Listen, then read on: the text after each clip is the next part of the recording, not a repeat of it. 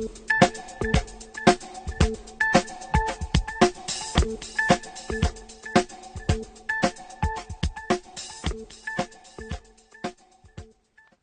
my name is Frank Chalk, and I would like to begin by telling you a story. I grew up in the Bronx, New York, a long time ago.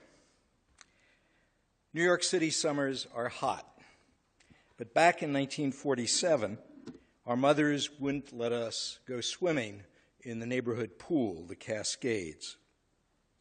I had a friend that summer. His name was Philip. He was the tallest person in my 5th grade class. He was a natural leader. But that summer, he went swimming. And he came down with polio, which the doctors called infantile paralysis in those days. A year later, Philip came back to school. He was bent over, his voice was gone, he looked wasted. Thanks to the vaccines created by Salk and Sabin, we thought polio was defeated. Bill and Melinda Gates and the World Health Organization put a lot of money into vaccination in programs all around the world. But due to the war in Syria and the disorder in Pakistan and Afghanistan, polio is back. And now it is spreading to countries like Iraq, Cameroon, Equatorial Guinea, Ethiopia, Somalia, and even Israel, where it's being found in the sewage system and in individuals, although it hasn't erupted into an epidemic yet. Mass violence in failing states creates cascading flows of refugees, internally displaced persons, and more violence and diseases. Hospitals and health systems are attacked. Water purification systems collapse. Vaccination and inoculation become haphazard. But the collapse of public health systems is not the only consequence of mass atrocities. Failing states host pirates, and shipping lanes become vulnerable. Oil tankers are hijacked and held until huge ransoms are paid. Terrorists find safe havens for planning their next attacks. Warlords are empowered and seize control of precious metal and strategic raw material mines. The door is opened to ethnic cleansing.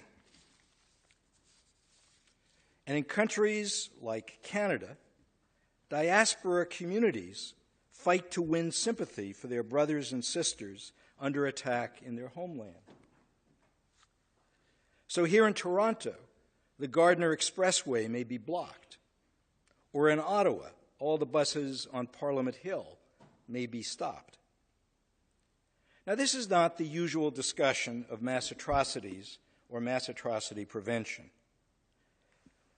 I have focused on 3 key interests of politicians and voters: public health, security, and prosperity. We humanitarians often make the mistake of assuming that the first priority of politicians is to promote the welfare of ourselves and strangers. If I asked you right now, all of you, what percentage of eligible Canadians donate blood freely to the Red Cross each year, most of you would answer 25%. But the actual figure is 4%. We assume that our politicians are more altruistic than they really are. And when the politicians refuse to intervene in Rwanda, Syria, or Sudan, we are shocked. Even genocide scholars, who should know better, declare that the blame for failure to act in Sudan's Nuba Mountains, Blue Nile, and Darfur will fall upon those in power, Obama and company, who promised they were different from past leaders and promised that if elected, and I'm quoting, they would restore the people's faith and hope in the belief that their government would do the right thing when a potential genocidal crisis arose. My colleague writes indignantly, President Obama, Samantha Power, and many others in the Obama administration have by now shown their true colors. They are wedded to realpolitik, as all the other presidents and their minions who looked away when human lives could have been saved during periods of violent upheaval where crimes against humanity and or genocide were being perpetrated. Yes, that's true.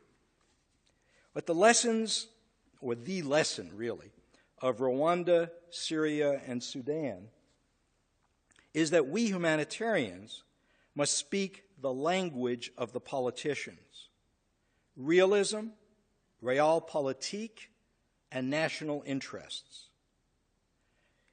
Interest-based arguments and the research evidence to support them are crucial. And those arguments do exist, although we have ignored them for far too long. We can eliminate polio. We can honor the memory of my friend Philip, giving him back his voice and his bearing by changing the game. We can prevent many mass atrocities in foreign lands if we learn from the past. Humanitarians, interests matter. Let's never forget that and act accordingly. Thank you.